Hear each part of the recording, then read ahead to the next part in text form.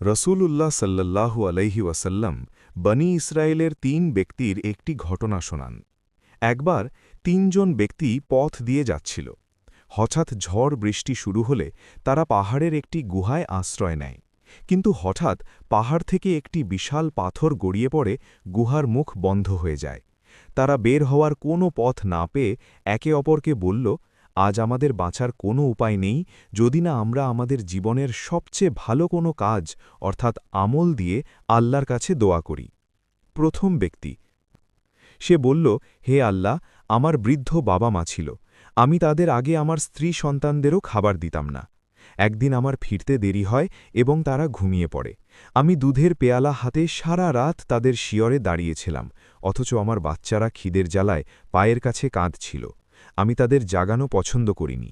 আল্লাহ, আমি যদি এই কাজ শুধু তোমার খুশির জন্য করে থাকি তবে আমাদের এই বিপদ থেকে উদ্ধার করো।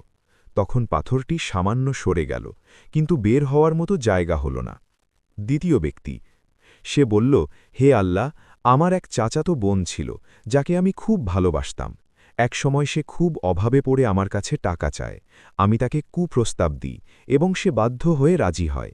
কিন্তু যখন আমি তার কাছে যাই, সে বলল, আল্লাহকে ভয় করো, অন্যায়ভাবে আমার সতীত্ব নষ্ট করো না। আমি সাথে সাথে আল্লাহ ভয়ে সেখান থেকে সরে আসি এবং তাকে টাকাগুলো দিয়ে দিই। হে আল্লাহ, এই কাজ যদি তোমার জন্য করে থাকি তবে পাথরটি সরিয়ে দাও। পাথরটি আরও একটু সরে গেল, কিন্তু তবুও তারা বের হতে পারল না। তৃতীয় ব্যক্তি, সে বলল, হে আল্লাহ, আমি এক শ্রমিককে কাজে নিয়েছিলাম, সে তার পারিশ্রমিক না নিয়েই চলে যায়। আমি তার সেই টাকা দিয়ে ব্যবসা করি এবং অনেক গরু ছাগল ও সম্পদের মালিক হই। অনেকদিন পর সে এসে তার সেই সামান্য পারিশ্রমিক চাইল। আমি বললাম, এই সব গরু ছাগল তোমার। সে অবাক হয়ে বলল, আমার সাথে ঠাট্টা করছেন? আমি বললাম, না, এগুলো তোমারই টাকার বরকত। এরপর সে সব নিয়ে গেল। আল্লাহ, আমি যদি এই সততা তোমার ভয়ে দেখিয়ে থাকি তবে বাকি পাথরটুকু সরিয়ে দাও। সাথে সাথে বাকি পাথরটুকু সরে গেল এবং তারা গুহা থেকে বেরিয়ে গেল। সাহি বুখারি, হাদিস নং 2272, সাহি মুসলিম, হাদিস নং 2734।